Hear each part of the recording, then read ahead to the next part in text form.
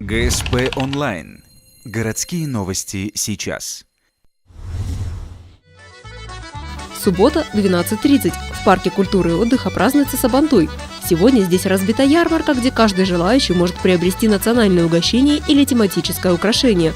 На сцене выступают артисты Дворца культуры, ученики музыкальной школы, коллективы национально-культурных автономий Польша, Украина, Коми-Войтер и татаро-башкирский Бердемлек. Всего запланировано около 50 концертных номеров. Но не только местные артисты радуют ухтинского зрителя. С музыкальным подарком приехал дуэт из Казани. Мы сегодня поем чисто татарские песни о нашем родном крае, о роднике,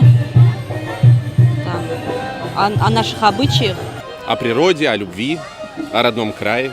Концертная программа длится несколько часов. Параллельно можно проявить свою силу и ловкость в национальной борьбе, беге с яйцом, в состязаниях столб и гири. В качестве награды победителей ждут наборы посуды и бытовая техника. Праздник завершится торжественным награждением отличившихся участников.